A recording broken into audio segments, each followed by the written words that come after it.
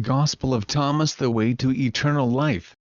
Webpage, omtimes.com. By Arthur Telling. Webpage, www.arthurtelling.com. Do you seek the way to eternal life?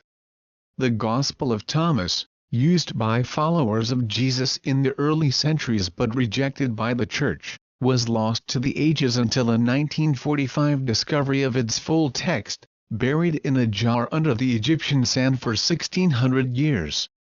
Told by Jesus to his disciple, Didymus Judas Thomas, scholars consider this Gospel one of Christianity's great discoveries. Some believe it may be older than any of the 4 New Testament Gospels of Matthew, Mark, Luke, and John.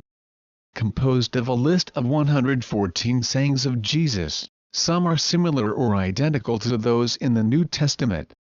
Other Thomas sayings point to a very different message delivered by Jesus than what the Church embraces. Saying of Jesus in the Gospel of Thomas. One of the more curious Thomas phrases is saying 22. Within this saying, Jesus tells his disciples to make the two into one. Then, more specifically, he says to make the inner like the outer and the outer like the inner, and make the upper like the lower and the male and female into a single one. This message is neither of salvation through devotion nor of salvation through the story of the cross, which are at the forefront of the Christian message.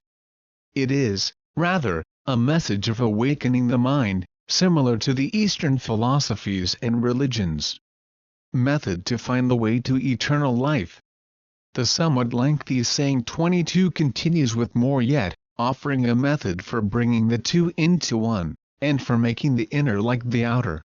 Jesus instructs the disciples to make eyes in place of an eye, a hand in place of a hand, a foot in place of a foot, an image in place of an image, and upon doing so, you will enter. The teaching, as I interpret, is to bring together the various elements of the self. The mind constructs an inner version of the outer world, an imagined reality in place of the actual, experience, physical world. What makes this way possible? To make eyes in place of an eye recognizes the inner eye, the third eye. The physical eyes are a mere extension of it. Recreate in your mind a hand in place of your physical hand, and a foot in place of your physical foot. In making the inner like the outer and the outer like the inner, your imagination and physical being become one. Next, extend this imagined self outward. Picture the world that you see as a creation of your mind. Make an image in place of an image, be it walls and a ceiling or the sky and a meadow. Imagine it as your mind constructing the world that you see and experience. It is as though you are awake in a dream, or are seeing a vision. Your every movement will become more exacting and more precise, because you are directing your reality with forethought and exactitude. In sustaining the world, we can move on. Ultimately, over years or lifetimes, your mind will become steadied and focused, and you will, therefore, be sustaining a world.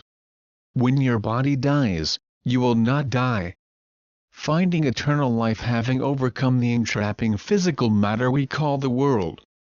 This understanding of the Jesus message demands a new interpretation of the New Testament Gospels, such as the revered Last Supper of Christ.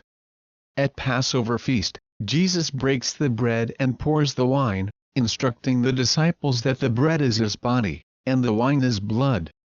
It is a lesson on present moment awareness. The bread and wine the body and lifeblood of the greater self. Thus, the inner being of Jesus and of his disciples and of you and I. The personal message in the Gospel of Thomas. The message is a personal one, the bread their own body, and the wine their own lifeblood. The Passover feast is indeed a further step in the process of making a hand in place of a hand, the breaking of bread and a passing of it among friends, a communion within the one mind, in the present moment. In Eastern philosophy, where an awakening of consciousness is the single most important purpose, it is said that a journey of 1,000 miles begins with a single step. To make a hand in place of a hand is just such a first step. For devoted Christians, for atheists, for those of any religious, political, or social persuasion, a method is here now, in every waking moment. Both religious rituals and ordinary deeds required for daily living are rich ground for the practitioner. These seeming redundant activities are a perfect vehicle for making the journey to eternal life. About the author. Arthur Telling has written numerous stories and articles on religion, philosophy, and metaphysics. His article, A Different Jesus Message, appeared in the November 2011 A Mark Rosicrucian Digest. Telling is the author of Johann's Awakening, a parody of Jonathan Livingston Seagull, and 3 novels including Caitlin's Message, exploring the secret sayings of the Gospel of Thomas. His website is webpage, www.arthurtelling.com.